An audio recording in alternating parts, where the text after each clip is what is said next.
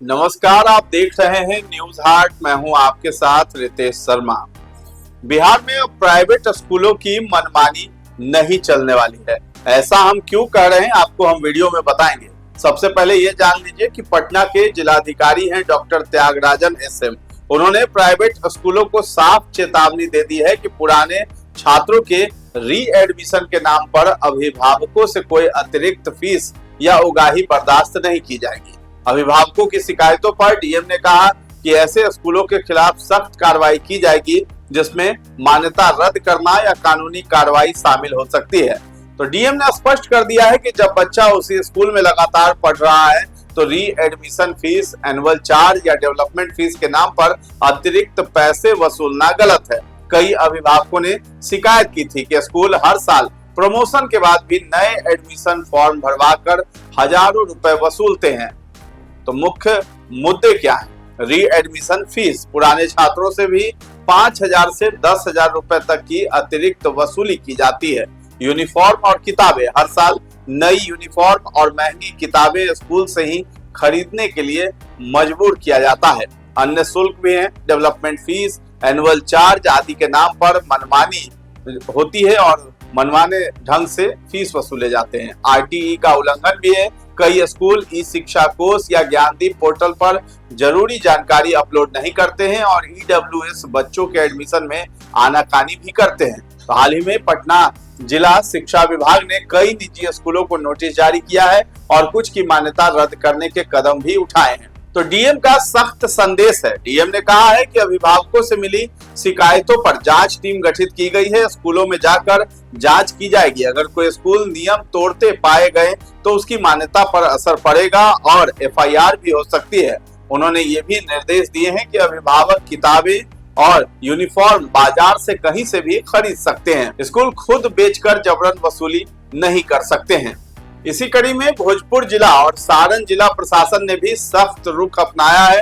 मनमानी फीस वसूली, यूनिफॉर्म और किताबें एक ही दुकान से खरीदने की निजी स्कूलों की बाध्यता को लेकर मिल रही शिकायतों पर जिलाधिकारी के निर्देश पर सभी निजी विद्यालयों को 15 अप्रैल 2026 तक फीस, किताब और यूनिफॉर्म की पूरी जानकारी सार्वजनिक करने का आदेश दिया गया है। वही नियमों का उल्लंघन करने वाले स्कूलों के खिलाफ मान्यता रद्द करने तक की कार्रवाई की चेतावनी दी गई है। भोजपुर समाहरणालय की ओर से जारी आदेश में स्पष्ट किया गया है कि शिक्षा को व्यवसाय के रूप में संचालित करने की प्रवृत्ति अत्यंत गंभीर और आपत्तिजनक है, जिस पर नियंत्रण आवश्यक है। जिलाधिकारी के निर्देशानुसार सभी निजी विद्यालय संचालकों को अपनी अपनी कक्षाओं से संबंधित अनिवार्य पुस्तकों की सूची और यूनिफॉर्म का विवरण 15 अप्रैल 2026 से पहले विद्यालय की वेबसाइट या किसी सार्वजनिक स्थान पर प्रकाशित करना अनिवार्य होगा, ताकि अभिभावक इसकी जानकारी प्राप्त कर सके।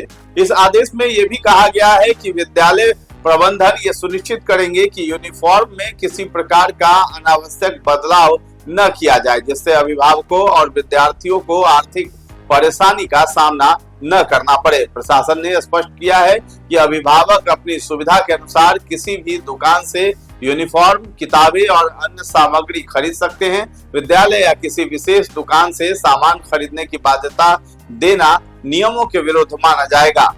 जिला प्रशासन ने संबंधित प्रखंड शिक्षा पदाधिकारियों को नोडल पदाधिकारी के रूप में नामित करते हुए सभी निजी विद्यालयों में फीस, यूनिफॉर्म, किताबें और अन्य सामग्री की व्यवस्था की जांच करने का निर्देश दिया है। जांच के दौरान विद्यालय का नाम, यूडाइस कोड, नामांकित छात्रों की संख्या, फीस संरचना, मान्यता की स्थिति और अभिभावकों से प्राप्त शिकायतों की जानकारी एकत्र की जाएगी। यदि किसी विद्यालय की ओर से अवैध शुल्क वसूली या आर्थिक शोषण करना पाया जाता है तो संबंधित विद्यालय को तत्काल अवैध शुल्क वापस करना होगा।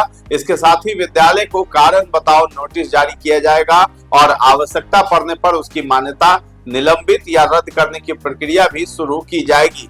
साथ ही बिहार निजी विद्यालय यानी शुल्क विनियम विधेयक 2019 के तहत विद्यालय के प्राचार्य, संचालक और निदेशक मंडल के विरुद्ध विधि सम्मत कार्रवाई भी की जाएगी। जिला प्रशासन ने यह भी कहा कि इस आदेश के अनुपालन की निगरानी अनुमंडल और जिला स्तर पर की जाएगी। जांच में प्राप्त शिकायतों और अनियमितताओं की रिपोर्ट नियमित रूप से प्रस्तुत की जाएगी।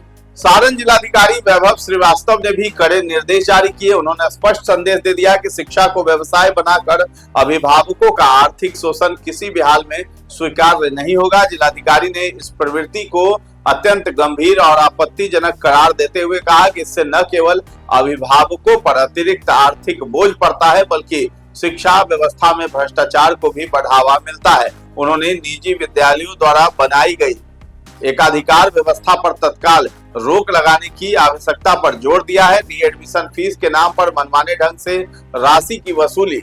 दरअसल जिले के विभिन्न क्षेत्रों से लगातार शिकायतें मिल रही थी कि कई निजी विद्यालय रीएडमिशन फीस, ड्रेस, पुस्तकें, विकास शुल्क और अन्य मुद्दों के नाम पर मनमाने ढंग से राशि वसूल रहे हैं। कई स्कूलों द्वारा कमीशन खोरी के उद्देश्य से विशेष दुकानों को भी चिन्हित कर दिया गया है, जहां से ही अभिभावकों को यूनिफॉर्म, किताबें और अन्य आवश्यक सामग्री खरीदने के लिए मजबूर किया जाता है। इससे अभिभावकों को बाजार से सस्ती दरों पर उपलब्ध सामान भी महंगे दामों में खरीदना पड़ता है। इन शिकायतों के आलोक में ही जिलाधिकारी ने बिहार निजी विद्यालय शुल्क विनियम अधिनियम 2019 का हवाला देते हुए स्पष्ट कर दिया है कि कोई भी विद्यालय अभिभावकों को किसी विशेष दुकान या स्थान से सामग्री खरीदने के लिए बाध्य नहीं कर सकता है।